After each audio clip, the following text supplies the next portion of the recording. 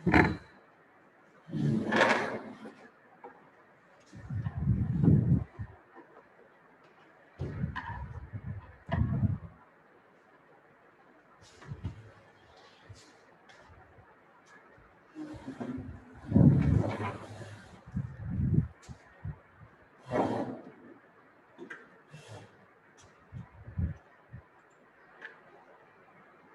वालेकुम, कैसे हैं आप लोग?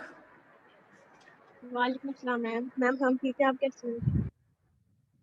जी बच्चों, अल्लाह का शुक्र, मैं भी ठीक हूँ।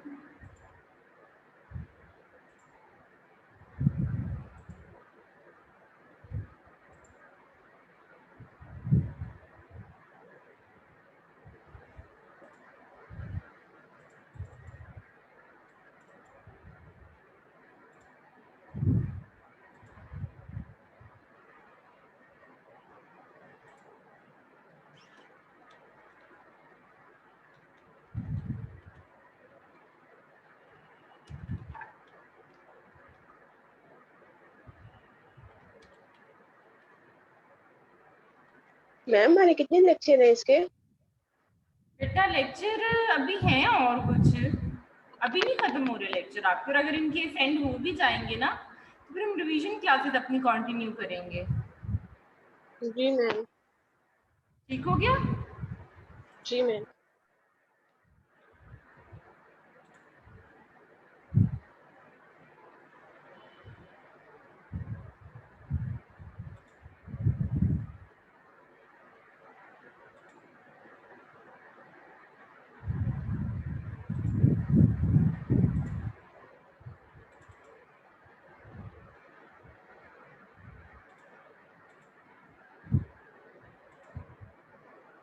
मोमिना आसिफ,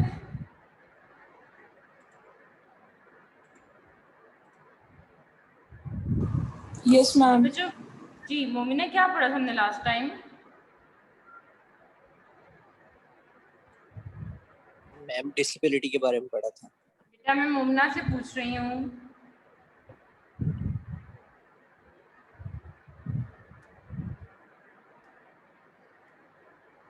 जी मोमिना,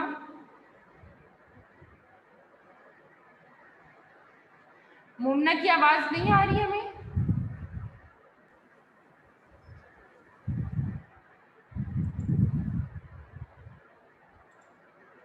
मोमिना,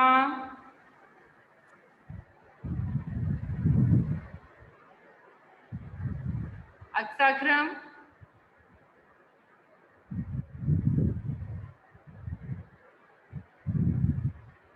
अनमोल नहीं, आमना सादिक। मैम लास्ट लेक्चर में हमने डेवलपमेंटल डिसऑर्डर्स के बारे में पढ़ा था। बेटा ये बाकी बच्चों उसमें की सारे आवाज क्यों नहीं आ लर्निंग्स। रही? मुझे क्यों नहीं बोल रहा कोई? मैम बोल रहे हैं आपको आवाज नहीं आ रही? मुझे सिर्फ आपकी आवाज आई है, बाकी तो किसी की नहीं आई। अच्छा, मुझे लगा मेरी भी नहीं आ रही, मैं तो चीखने लग पड़ी थी। थोड़ा सा लाउड बोले आप लोग, मुझे लगता है यहाँ स्पीकर में इशू आ रहा है। मैम लग रहा है। मैम हमें तो ठीक आ रही है, आपकी भी आवाज और आमना की भी ठीक आ रही है। आमना दोनों की, आप लोगों की मुझे आवाज आई है, लेकिन इससे पहले मैंने अनमोल को आवाज दी है, अक्सा को दी है, मोमना को दी है, मैम कोई बच्चा नहीं बोला। वो बोले नहीं होंगे ना। बोले नहीं है ना, यही तो बात है। अनमोल, अक्सा और मोमना, आज इन तीनों की एब्सेंट मार्क होगी। मैं बोली हूँ। मोमना अब जरूरत नहीं है बोलने की आपको, जब मैं आवाजें देती हूँ तब आप लोग मुझे रिस्पांस नहीं देते, तो फिर जब मैं नहीं बुला रही फिर क्यों रिस्पांस दे रहे हैं अब आप?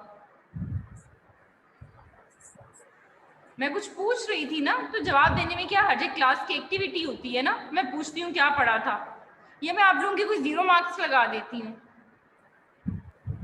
मैम उस इंडिविजुअल का 0 लगाया जाए क्लास पार्टिसिपेशन में जो मेरी बात को रिप्लाई नहीं करेगा। जी क्या कह रही है मोमना? मैम डिस्टॉर्शन बहुत है मेरे आसपास। बेटा ठीक है, डिस्टॉर्शन के साथ रहें आप ऑन कैंपस मत आए।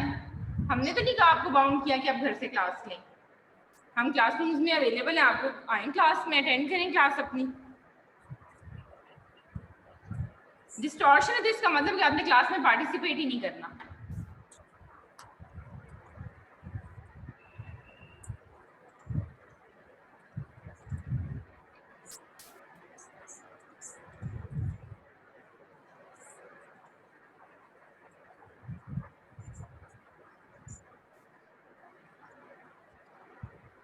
हमारा आज का टॉपिक है prevention practice for the older adults plus screening tools for adulthood adult education materials, ठीक है।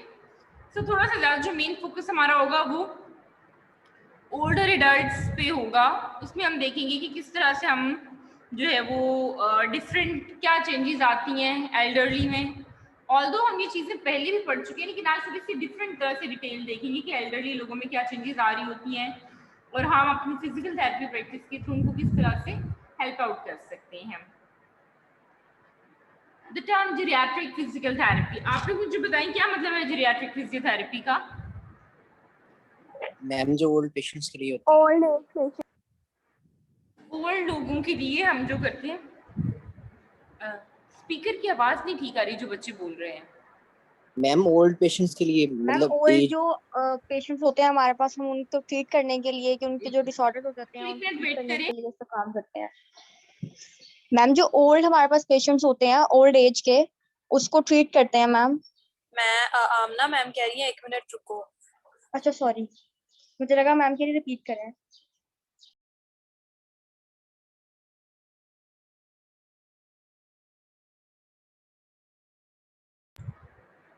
बच्चे आप बोलें, क्या कह रहे थे आप लोग?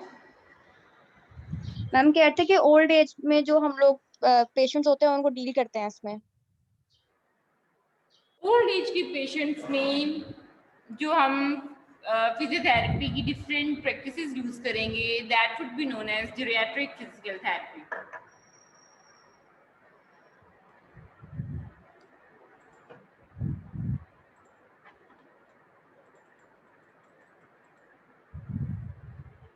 Geriatric physical therapy is the branch of the medicine that studies rehabilitation and physical therapy issues in elderly. It aims to promote health and to prevent and treat diseases and disabilities in older adults. So कुछ भी नहीं है, simple physiotherapy जो हम बड़ों के साथ कर रहे हैं, ओल्ड पीपल के साथ, that is geriatric field of the physiotherapy. Geriatrics is a branch of the medicine concerned with the illness of old age and their care. अगर हम एल्डरली को देखें तो उसको हम 3 डिफरेंट कैटेगरीज में डिवाइड करते हैं, ठीक है। एक हो गया यंग एल्डरली जो कि 65 टू 74 इयर्स है, फिर ओल्ड एल्डरली आते हैं 75 टू 84, और लास्ट वन आता है old elderly and old and frail elderly, ठीक है। ये हमारे पास डिफरेंट कैटेगरीज हैं एल्डरली की। उसमें हमारे पास कौन से लोग आ जाते हैं? उसमें हमारे पास आते हैं the individuals having age of more than 85 years. Okay,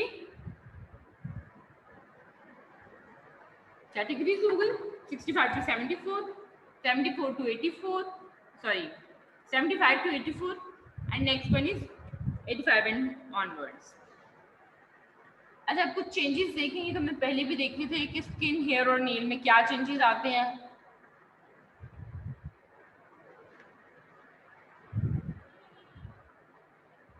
thinning of skin हो जाती है, there is loss of subcutaneous fat, इसका मतलब है कि थोड़ा स्किनी अपीयरेंस आना शुरू हो जाएगी। अब डिक्रीज कोलेजन, इलास्टिसिटी रिड्यूस हो जाएगी, स्किन बड़ी रिजिड और हार्ड सी फील होगी, नेल्स ब्रिटल एंड फ्लेक क्योंकि उस तरह से न्यूट्रिशन नहीं मिल रही, mucous membranes get drier, less sweat glands, temperature regulation difficult हो जाती है, hair pigment decreases, that's why hair starts to get gray or white in color, and hair thins. ठीक हो गया?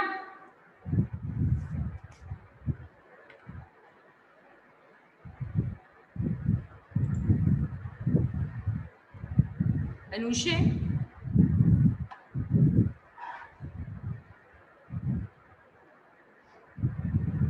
अनुषे,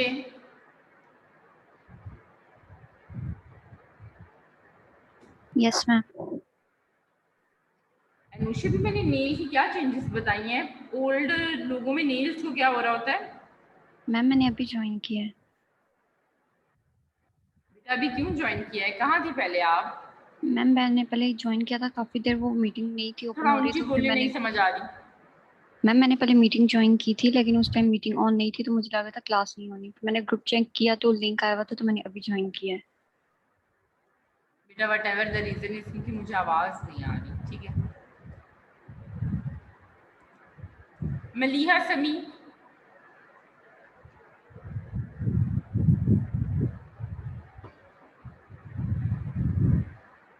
मलीहा समी,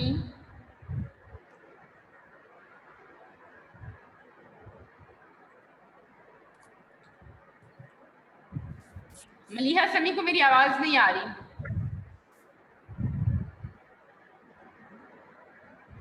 अनुशे, मलीहा, अस्मा, अस्मा बच्ची थी ना जिसको मैं आवाज दे रही थी, और एक और कौन था जिसकी एब्सेंट मार्क होनी है, मेरे जहन में नाम नहीं आ रहा, आप लोग मुझे याद करवाएंगे।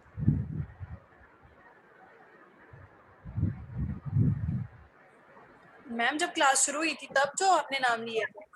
जी जी तब। अच्छा, क्या नाम थे? एक तो अनुषी थी ना, नहीं वो तो अभी थी।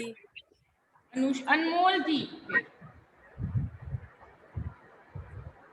अच्छा वो अनुषी भी ऐसी बैठी सो रही है, वो कह भी नहीं रही कि मैडम मैंने तो अभी ज्वाइन किया है, शायद वो अभी भी कहीं गायब हो गई है। मैम मैं यहीं पे हूँ, मैं आपको बता रही हूँ कि मैंने अभी ज्वाइन किया है। ठीक है ठीक है ठीक है।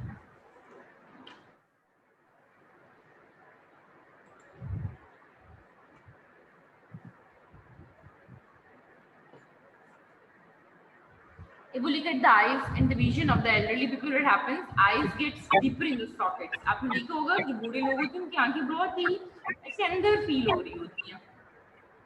Conjunctiva thinner and yellow. Quantity of the tear decreases. Night and depth vision also gets less. ठीक है? So tear decrease हो गए, vision भी decrease हो गया, night vision पे बहुत ज़्यादा effect आता है। Ears and hearing loss, irreversible sensory neural loss होता है with age. Men are more affected than women.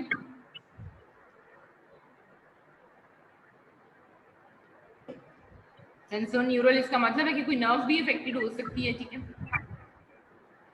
इसकी वजह से sensory losses आ रहे हैं. By 60 years, most adults have trouble hearing above 4,000 hertz.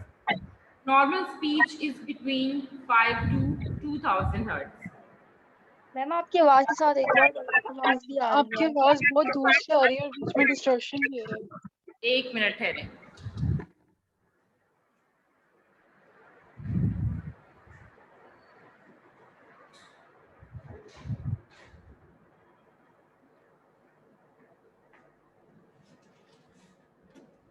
क्या कह रही है? मेरी आवाज बहुत कम आ रही है। मैम बहुत डिस्टॉर्शन डिस्टॉर्शन आ रही है। डिस्टॉर्शन हो रही है क्योंकि फैन ऑन था, मैंने फैन ऑफ कर अब दिया है। क्या? अब ठीक, क्योंकि फैन ऑफ है।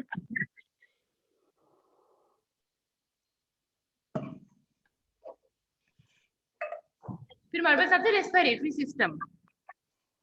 रेस्पिरेटरी सिस्टम में देखें तो वही वाली चेंज पहली बात तो मैम वो पीछे वाली साइड दोबारा बता दें, वो नहीं समझ आई डिस्टॉर्शन की वजह से। अच्छा जी, इरिवर्सिबल सेंसरी लॉस में डैमेज हो रही है, सेंसरी लॉसेस आ रहे हैं ईयर में। By 60 years, most adults have trouble hearing more, having hearing above 2,000 hertz, whereas our normal speech is 500 to 2,000 hertz. अच्छा जी, मैं बात करती हूँ रेस्पिरेटरी सिस्टम की। रेस्पिरेटरी सिस्टम में मैंने कहा कि जिस तरह स्किन में आपके पास इलास्टिसिटी विकसित हो जाती है, इसी तरह लंग्स की भी मैम आपकी इलास्टिसिटी। आवाज ना अजीब तरह से आ रही है, हमें समझ नहीं आ रही है आप क्या बोल रही हैं। आई डोंट नो कि क्या इशू है इस रूम में आज। मैम पहले बिल्कुल ठीक आ रहा था सब कुछ, एकदम से ये अजीब सी डिस्टॉर्शन शुरू हुई है। मैम ये इंटरनेट का मसला लग रहा है। नहीं इंटरनेट का नहीं लग रहा है, ये कोई माइक का इशू लग रहा है। मुझे आवाज क्लियर है लेकिन वो अजीब सी आ रही है। बेटा मेरा ख्याल है कि किसी का माइक ऑन था, उसकी माइक से डिस्टॉर्शन हमारे तक आ रही थी। अब ठीक है? जी मैम अब ठीक है। Yes ma'am. मैंने एक लोगों को म्यूट किया यहाँ से तो वो क्लियर हुआ है। अच्छा जी, lungs become more rigid, pulmonary function decreases, number and size of alveoli decreases, vital capacity declines, reduction in respiratory fluid and bony changes in chest cavity. इसका मतलब ओवरऑल जो आपका ब्रीदिंग का पैटर्न है वो अफेक्ट हो रहा है. इसका मतलब है कि मे बी कुछ थोड़ी बहुत ब्रीदिंग डिफिकल्टीज आ सकती है इस वजह से.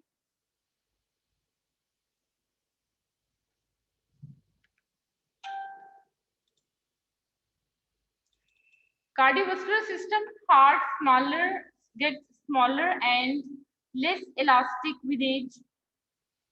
By age 70, cardiac output is reduced 70%. Heart valves become sclerotic. Heart muscles become more irritable. More arrhythmias. Arteries get more rigid and veins dilate.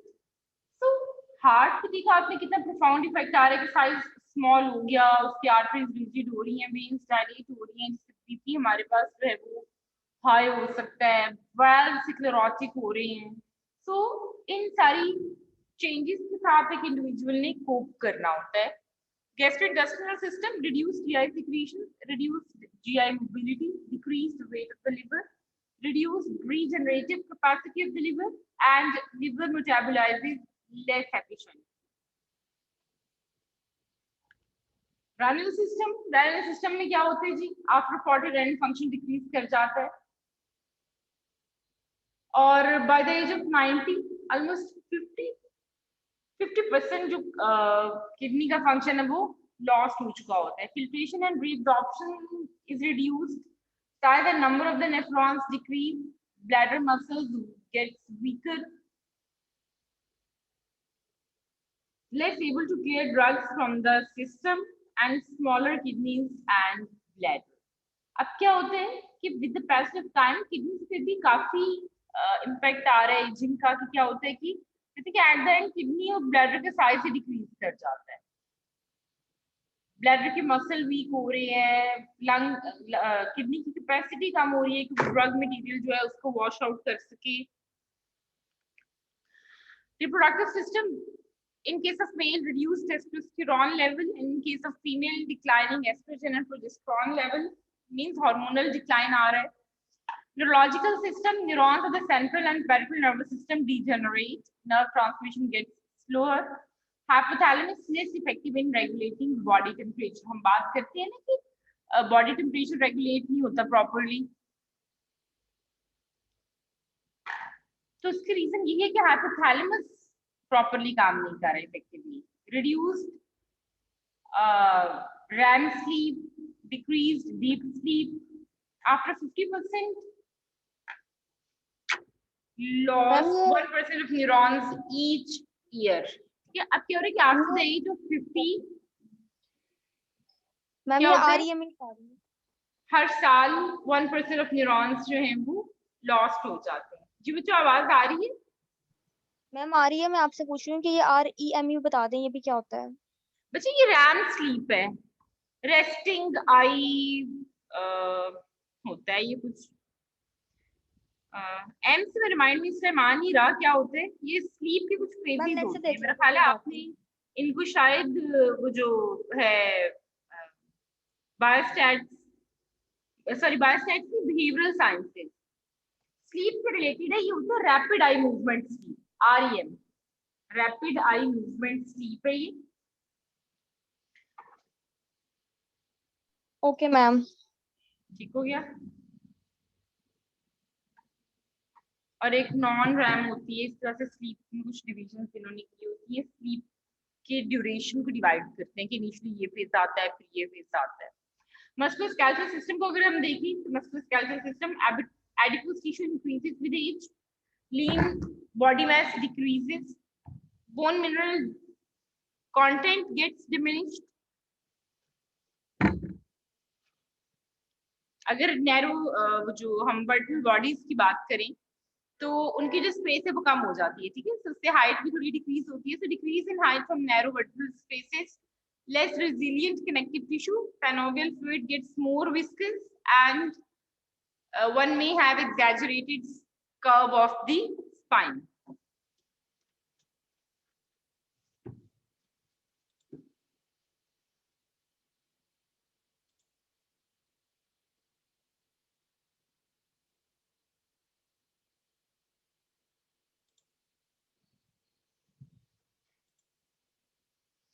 बच्चे अब देखिए अभी भी मेरी वॉइस में कोई प्रॉब्लम आ रहा है? नहीं मैम ठीक है अब तो। ठीक है। अच्छा जी, मस्कुलोस्केलेटल सिस्टम के हमने चेंजेस देख लिए कि हाइट कम हो रही है, मिनरल कंटेंट बोन का डिक्रीज हो रहा है, फैट इंक्रीज हो रहा है।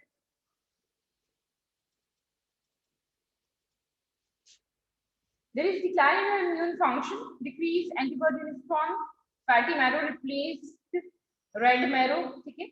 फैटी मैरो, अगर हम रेड मैरो की बात करें तो जो रेड मैरो है आपके पास वो क्या कर रही होती है, कौन बताएगा?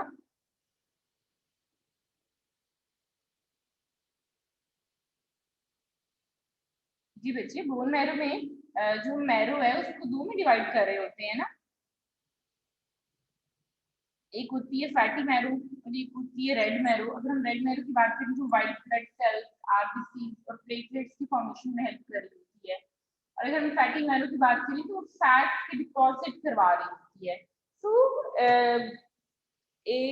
लेट एज में रेड मैरो जो है वो रिप्लेस हो जाती है by the fatty marrow. Vitamin B12 absorption might decrease hemoglobin and hematocrit. जीरियाट्रिक्स पढ़ चुके हैं आप लोग?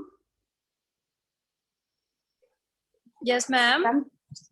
क्या बोला आपने? पढ़ लिया? नो मैम अभी नहीं पढ़ा।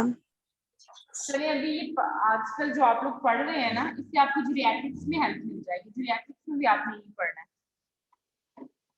Endocrine system, decreased ability to tolerate stress, best seen in glucose metabolism. Estrogen levels decrease in women. Other hormonal decreases including testosterone, aldosterone, cortisol, progesterone, aging and the musculoskeletal system. Bones को अगर हम देखें तो हमारे पास क्या है, हमने पहले भी बात की कि मिनरल कंटेंट डिक्रीज हो रहा है। मिनरल कंटेंट डिक्रीज हो गया, इसका मतलब है बोन का मास भी डिक्रीज हो रहा है। कोलेजन फॉर्मेशन या फंक्शन की बात करें तो वो भी लेस, इलास्टिसिटी डिक्रीज हो रही है।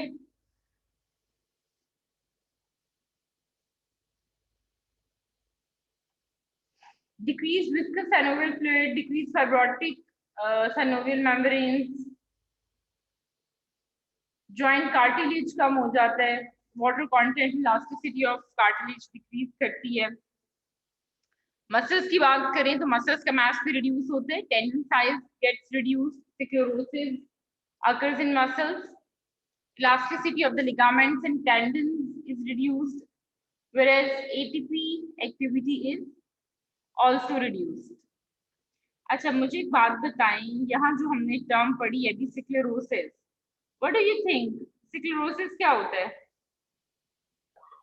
मैम फैटी प्लेक का हो जाता है। ठीक है, फाइब्रिल्स जो है मसल्स के वो रिप्लेस हो जाते हैं कुछ ऐसे कहें कि आप फाइब्रस टिश्यू के साथ, जैसे ना या फैट्स के साथ हार्डनिंग, या इसको at time sclerosis objective access हम पढ़ते हैं।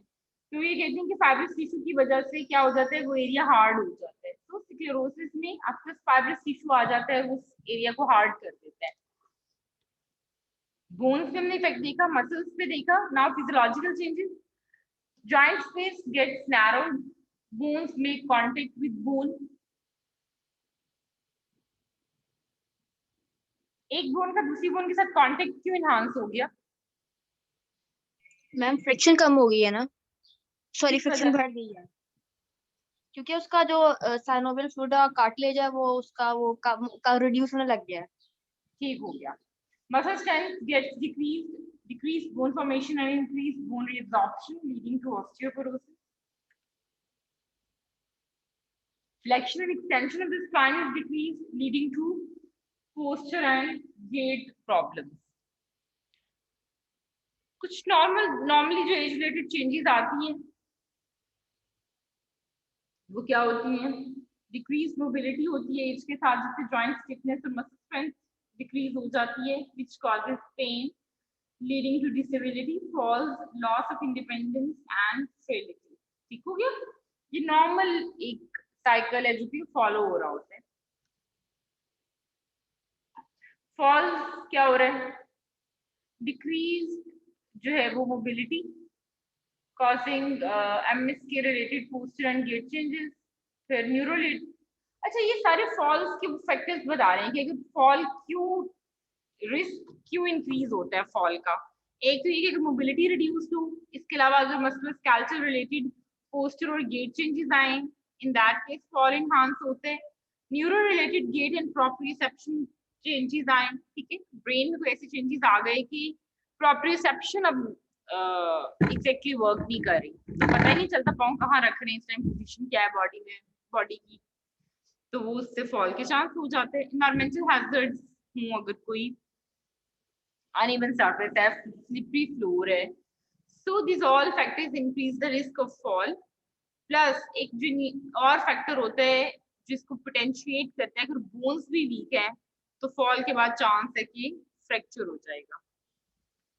Musculoskeletal assessment, range of motion limitations are there, mobility plus walking difficulties are seen, evidence of diffuse or localized joint pain, signs of motor or sensory dysfunction including weakness, spasticity, tremor or rigidity।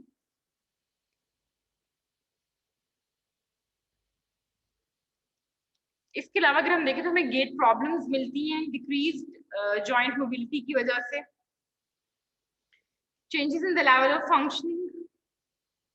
तो क्या किया, वो जो पीछे हम चीजें discuss कर चुके हैं उनको समराइज कर दिया गया है यहाँ पे कि क्या प्रॉब्लम्स आ रही हैं।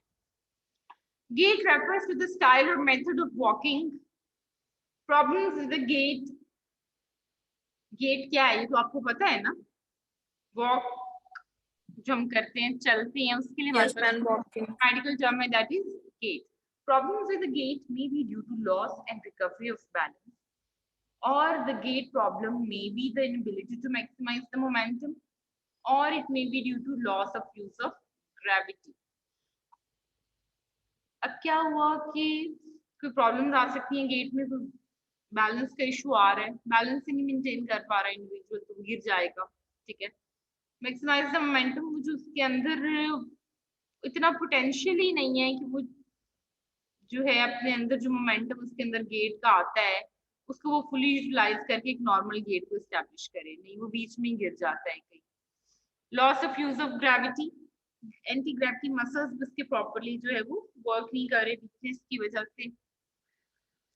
गेट चेंजेस अगर हम देखें तो क्या आते हैं, बायोलॉजिकल देखें तो there is loss of flexibility,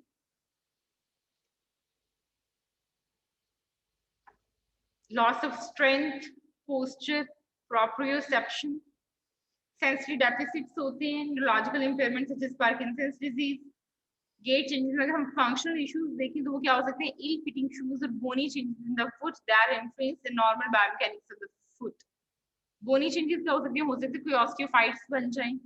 pathological changes क्या आएंगी, prosthesis, the older person is at higher risk for problems in association with the prosthesis. कोई वो बाहर से आप ये कहें कि एडिशनल उनको कोई हमने आर्टिफिशियल लिम्ब अटैच किया हुआ है, तो हो सकता है कि वो प्रॉब्लम कर रहा हो। Mobility includes transfer between objects और areas, walking, wheelchair and motorised transportation. अब ये दो मीन्स है हमारे पास मोबिलिटी के, या तो वॉक करें तो आप मोबिलिटी गेन करते हैं, या फिर कोई व्हीलचेयर या फिर मोटराइज्ड ट्रांसपोर्टेशन, वो जो हमारे पास व्हीलचेयर भी तो होती है ना इलेक्ट्रॉनिक वाली। मोबिलिटी प्रॉब्लम्स क्या हो सकती हैं, प्रीडिस्पोजिंग रिस्क फैक्टर। अच्छा, वो कहते हैं कि mobility issues usually old age में डीकंडीशनिंग की वजह से आते हैं, किसी चीज को प्रैक्टिस ना करें, छोड़ दें,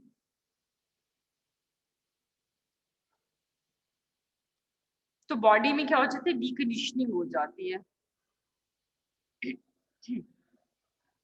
अच्छा, ये रिस्क फैक्टर्स क्या हैं जो डीकंडीशनिंग के थ्रू मोबिलिटी प्रॉब्लम्स करवाते हैं। Prolonged bed rest because of an acute illness, prolonged time he remained on the bed, उससे कोई मूवमेंट की ही नहीं है। Disability that limits or temporarily eliminates mobility, कोई फ्रैक्चर हो गया है जिस पे कि चलना मना किया गया है। chronic diseases that cause a decrease in activity, disease ही ऐसा है कि उससे एक्टिविटी बहुत लिमिटेड होकर रह गई है। यूज ऑफ सर्टेन मेडिकेशंस, जो कि बड़ा एक कुछ मेडिसिन की ऐसी हैं जो कि आपके बड़ा इंडिविजुअल को सुला सा देती है ना, उसके लिए मुझे वर्ड नहीं आ रहा, स्लो कर देती है, ट्रैंक्विलिटी की तरफ ले मैम जाती है। एजिंग करती है ना वो, क्या करती है? एजिंग करती हैं कुछ मेडिसिन इस तरह की भी होती हैं जिससे जल्दी मेडिसिन रिंकल्स पड़ने लग जाते हैं और इस तरह। नहीं बेटा, एजिंग नहीं करती। सर्टेन मेडिसिन की वजह से मोबिलिटी डिक्रीज हो जाती है, क्योंकि वो बॉडी को ऐसा रिलैक्सिंग इफेक्ट देती है कि इंसान को उठ के इतना चलने को दिल ही नहीं करता। क्योंकि जो साइकोटिक ड्रग्स होती है ना, वो मोबिलिटी प्रॉब्लम्स करवाती है। अच्छा अच्छा ओके तो मैम। कुछ साइकोसोशल फैक्टर्स आ जाते हैं कि आप में खुद भी इतना है ये कहीं जील एंड जेस्ट के आप उठ के चलें, कोई काम करें। मोबिलिटी प्रॉब्लम्स का एक कॉज मेडिकल रीजन भी हो सकती है, arthritis, any cardiovascular pulmonary disorder that has caused deconditioning, psychological में depression, cognitive impairment, poor motivation or fear of falling can cause issue, sociological isolation, fear of crime or loss of friends causes reduced mobility. Friends ही नहीं है तो जाना कहाँ है, डर है कि अगर फलां जगह जाऊंगा तो कोई क्राइम में कमिट कर लूं, ठीक है, दूसरों से अलग रहना चाहते हैं। Environmental, multiple or uneven steps to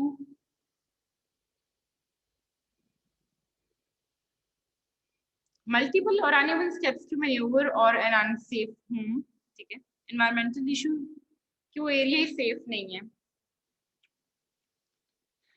When immobile, there is increased risk for noticeable decline in range of motion within 48 hours. अब आप ये देखेंगे मोबिलिटी कितनी जल्दी इफेक्ट करती है कि within 48 hours of immobility, range of motion decline कर जाती है, और जो मसल स्ट्रेंथ है वो डेली बेसिस का लॉस हो रहा होता है। Acute consequences immobility की क्या होती है? Joint contractures can be formed. There is decreased endurance, muscle weakness and atrophies. Bone loss हो जाता है, weakness है ना, सॉरी immobility है तो muscle Aahista Aahista strength loose कर रहा है, और जब उसके फैब्रिक्स यूज नहीं होंगे तो एट्रोफी भी होंगे, और एंड्योरेंस भी लूज हो जाती है, स्ट्रेंथ भी लूज हो जाती है, कॉन्ट्रैक्चर्स बन जाती हैं। Treatment or prevention of the acute consequences of the immobility, active और passive range of motion करवाते हैं, ठीक है। Regular positioning of the joint करवाई जाती है, neutral positioning of limbs, resting splints, therapeutic exercises, bed mobility training and standing or weight bearing. अब आपने क्या करना है मोबिलिटी को अवॉइड करने के लिए?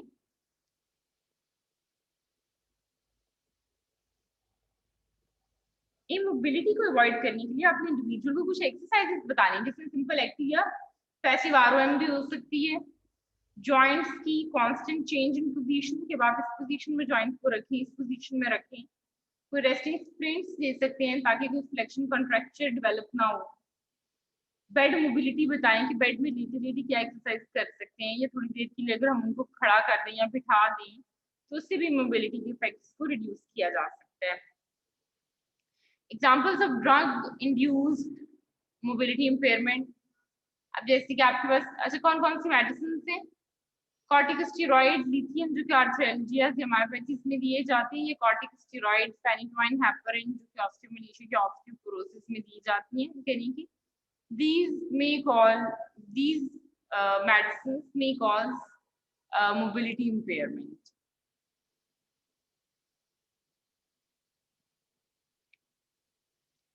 अच्छा जी, आगे हमारे पास आ जाते हैं जीरियाट्रिक ट्रेनिंग।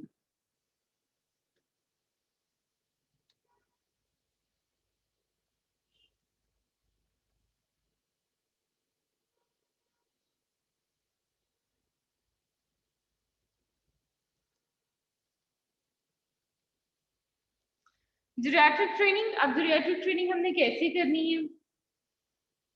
इसका मतलब सबसे पहले तो थोड़ा डाइट को इम्प्रूव किया जाए, ठीक है। डाइट की इम्प्रूवमेंट आती है, improve health care, diet in general lifestyle in later half to lead great life expectancy. Training program for elderly as improving mobility, balance, coordination, strength, endurance areas and eye areas. Activities of daily living को areas कहा जाता है, ठीक है, और आई से होते हैं आई एरियाज। किसी के माइंड में है आई एरियाज में आई क्या होगा हमारे पास?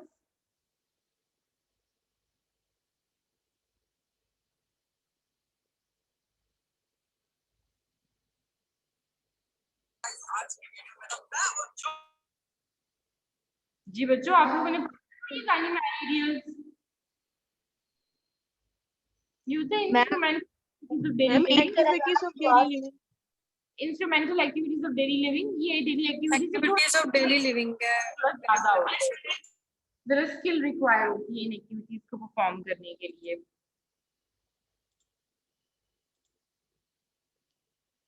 Geriatric training decrease the effects of the aging and cause maintenance of functional independence.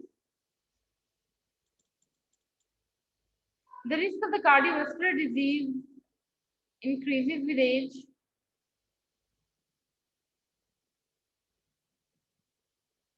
Regular exercise decreases the risk in all population groups, including the elderly. Exercise also has the beneficial effects in growing skeleton by acting to maximize peak bone mass and it assists in prevention of post-menopausal bone loss. Flexibility of sedentary individual has reduced by 20 to 30% by the age of 70 and continue to decline.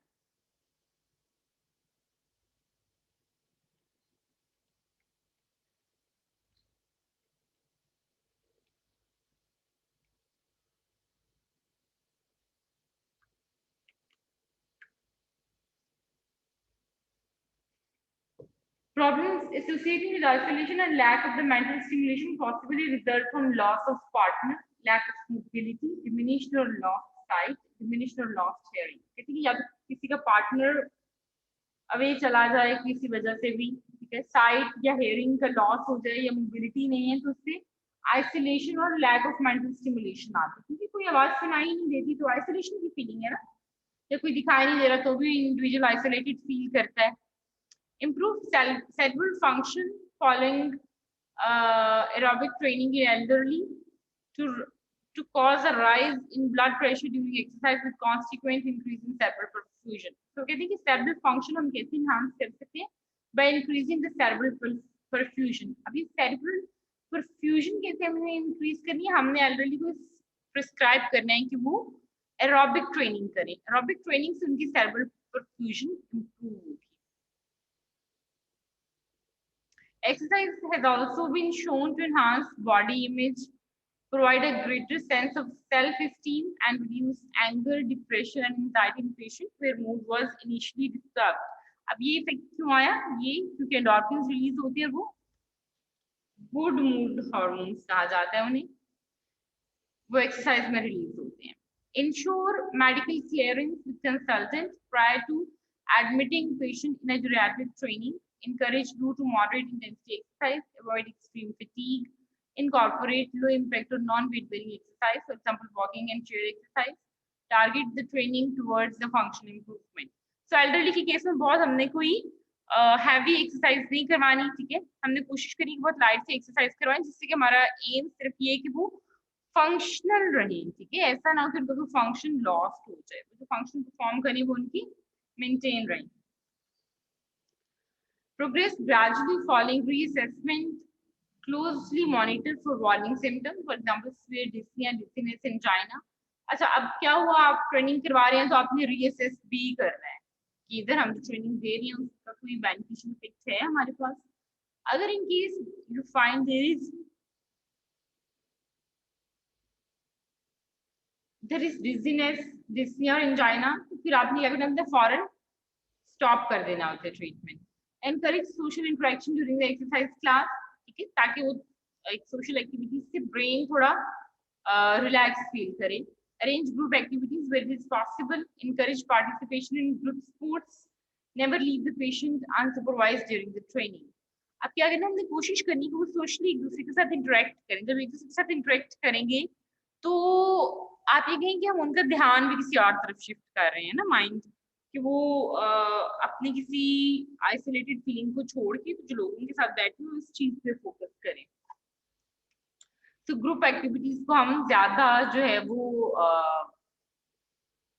Prefer करते हैं, या group activities ज्यादा उन्हें करने को कह रहे होते हैं ताकि सोशलाइजेशन जो है वो इंक्रीज हो।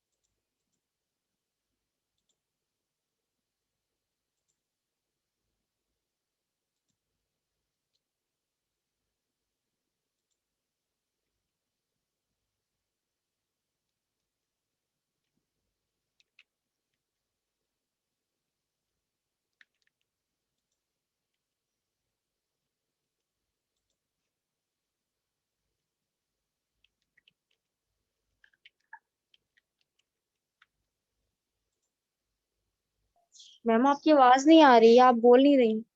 जी बेटा मैं बोल नहीं रही इसलिए मेरी आवाज नहीं आ रही। मैं भी ओके बोलती मैम। हूँ।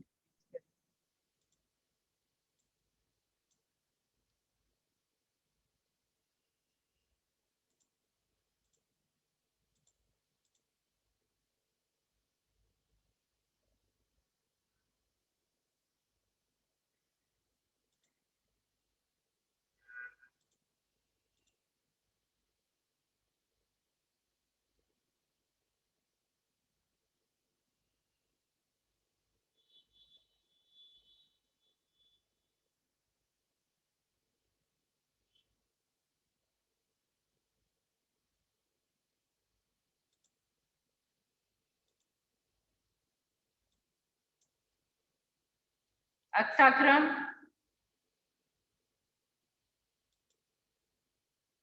Aqsa Nadeem, yes ma'am. अक्सा समझ आ रही है जो मैं पढ़ा रही हूँ?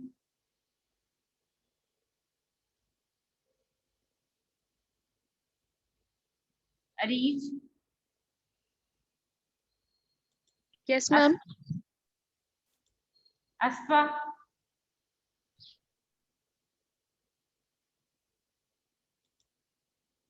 अशर,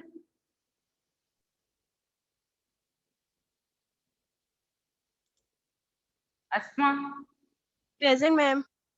आयशा नूर,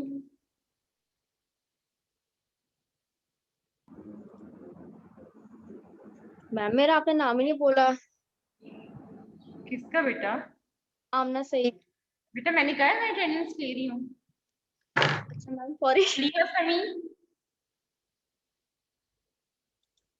मारिया अनवर, मरियम, महरीन, यस मैम। ठीक है, Mahreen, Maimoona, present ma'am. Momina, yes ma'am. Mohammad Asad,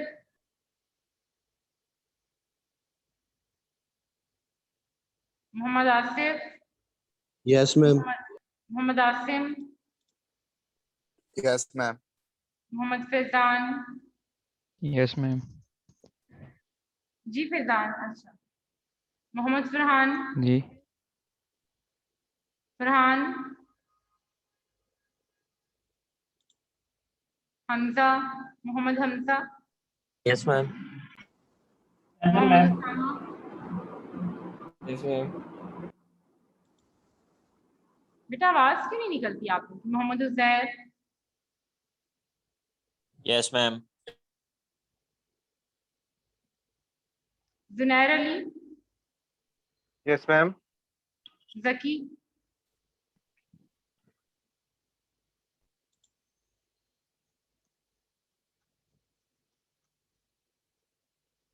Zainab,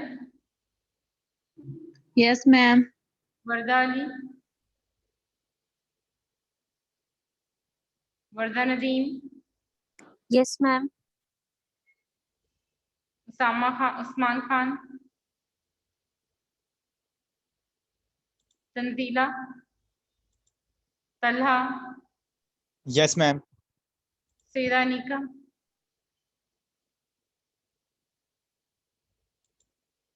सिपका, yes ma'am. Shiza, yes ma'am. Shah Hussain, Shah Subhan, present ma'am. Savera, present ma'am. Sara Nisar, Sana Zahra, present ma'am. Sana Laraib,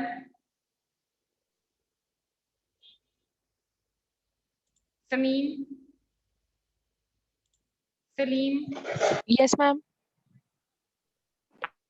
ये यस मैम कौन यस बोला है मैम। अभी? मैम समीन सादिया। मैम मैं भी हूँ। Okay, Sajal, Nagina, present Nabeel, ma'am. Naveed, Present, ma'am. Nida, Yes, ma'am. Noor Fazal, Present, ma'am. Noorul Hasnain, Noor Sahar, Yes, ma'am. Present. Nausheen, Rabia, Yes, ma'am. रमीजा, Yes, ma'am. Ahmad Muaz, Yes, ma'am. आंसा, Yes, ma'am. Hello. Ahmad Yes, Ali, ma'am.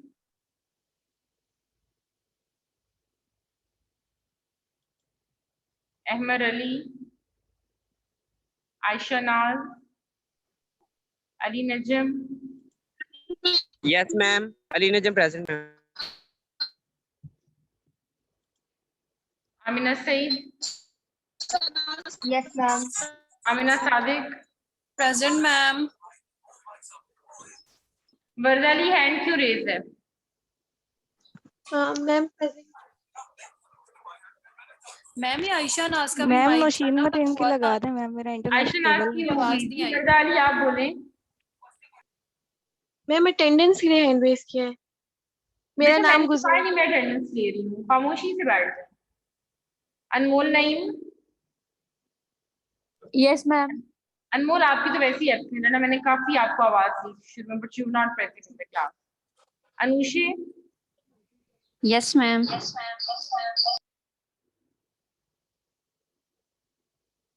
Durre Kashyap, present ma'am.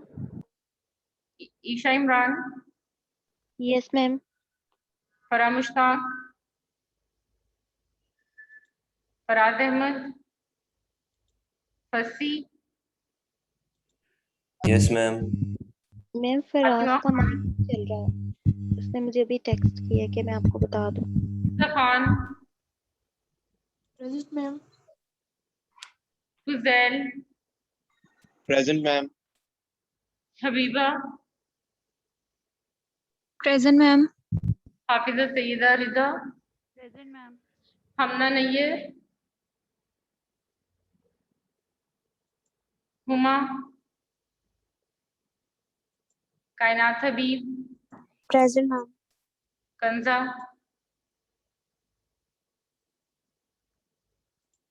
Kashyap, Ma'am, excuse me.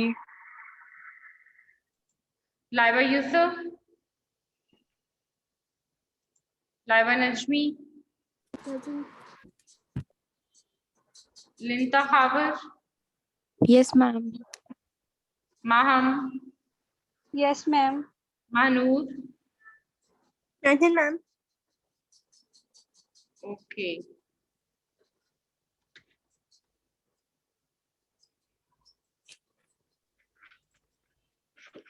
Ma'am I am present, मेरा mike नहीं पहले काम कर रहा था, kindly आप मेरी attendance mark कर दें। फराज किसी का कोई ऐसा नहीं होता प्रॉब्लम माइक वाला, ठीक है? मैम वो मेरा इंटरनेट थोड़ा सा एरर कर रहा था पहले ना, इसलिए वो मेरा बेटा सब चैट में लिख के भेजी थी कि मैडम मैं प्रेजेंट हूँ, मेरा माइक नहीं चल रहा। चैट तो चल रही होती है ना, माइक माइक ही प्रॉब्लम करता है ना। चलें ठीक है ma'am, I further make sure कि मैं आपको चैट में लिख बेटा आवाज नहीं आ रही मुझे आपकी, और अक्सर आपको तो मैं बड़ी देर से याद कर रही हूँ, तो आपको किस चीज की आपका किस चीज के लिए मैं अटेंडेंस मार्क कर दूं? आप लोग इतनी तौफीक नहीं है कि माइक काम नहीं करता तो आप लोग मुझे एक चैट में लिख दिया करें। आयशा आपका नाम बहुत पहले हो चुका है, ठीक है? मैंने अटेंडेंस इसलिए नहीं ली कि अब आप लोग एक एक करके मुझे जो है चैट में लिखें या मेरे से रिक्वेस्ट करें तो मैं अटेंडेंस मार्क करूं। आप लोगों को पता होना चाहिए कि कभी तो क्लास में प्रेजेंट हुआ करे ना। मेरे हर क्लास का ये इशू है कि मैं आवाज देती हूँ, मुझे आंसर रिस्पॉन्स नहीं देते बच्चे, तो फिर टीचर इतना तो हाथ पैर टीचर के भी नहीं बंधे हुए। आप लोगों के साथ अगर लीनियंसी की जाती है तो इससे ये मतलब नहीं कि उसका नाजायज फायदा उठाएं। एटलीस्ट आप लोग अपनी आवाज तो स्पीकर की ऑन रखें, जो मर्जी करते रहें घर बैठ के, ताकि आपका नाम आए तो आप लोग कह तो सके ना, yes ma'am I am here.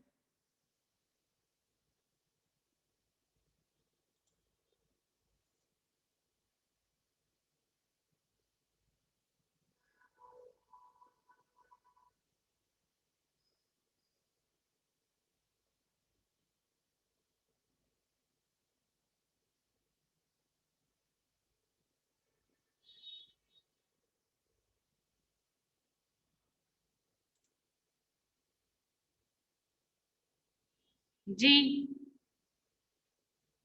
मुझे लेक्चर का बताएं, लेक्चर सबको समझ में आ गया? Yes ma'am. Yes, ma'am. Ma'am आज बहुत ज्यादा डिस्टॉर्शन थी क्लास में। अब नेक्स्ट बेटा में पता खुद नहीं पढ़ेंगे ना, डिस्टॉर्शन फिर किस भी वजह टाइम से से। थी, तो मैंने फैन भी ऑफ कर दिया था। जी मैम। Yes, और ma'am, ऊपर वो से शुरू माइक भी किसी का ऑन था जो शायद आपने से। पढ़ाया ना वो उनमें ऊपर बहुत मैंने ज्यादा माइक ऑफ डिस्टॉर्शन। किया था ना, उसके बाद से डिस्टॉर्शन थोड़ी कम हो, मतलब खत्म हो गई थी, कम तो नहीं खत्म हो गई थी। इंटरनेट की वजह से हो रहा था, आपकी तरफ से भी नहीं था। वो इंटरनेट खराब होता है ना, तो वो फिर अगले बंदे को ऐसे सुनाई देता है। वैसे मैं आई ट्राई कि मैं क्लास उसी में हम नेक्स्ट टाइम लें जिसमें हम लेते हैं पहले, या आज हमने दूसरी क्लास मुझे दी हुई है।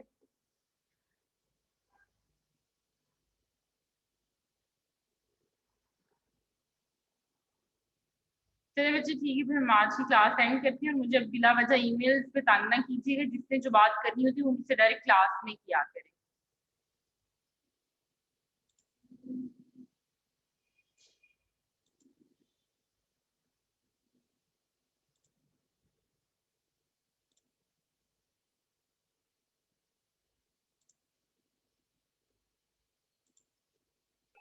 अल्लाह हाफिज मैम। अल्लाह हाफिज मैम। आई वाज वेटिंग कि शायद किसी स्टूडेंट को जो है ना वो कहना हो कि मैडम अटेंडेंस मार्क कर दें, but I have logged out, किसी ने कहा ही नहीं है। अल्लाह हाफिज। मैम क्योंकि उनको पता है कि अब आप नहीं, अब लगेगी नहीं। मैम देखिए अभी आप कही थी मैं अटेंडेंस नहीं ले रही। मैम ये तो फिर अपनी बेइज्जती कराने वाला काम हो गया ना। मैंने अब दोबारा कहा ना जी आप बोलें, तो इसका मतलब है कि अब एक दफा रिक्वेस्ट करने शायद मैं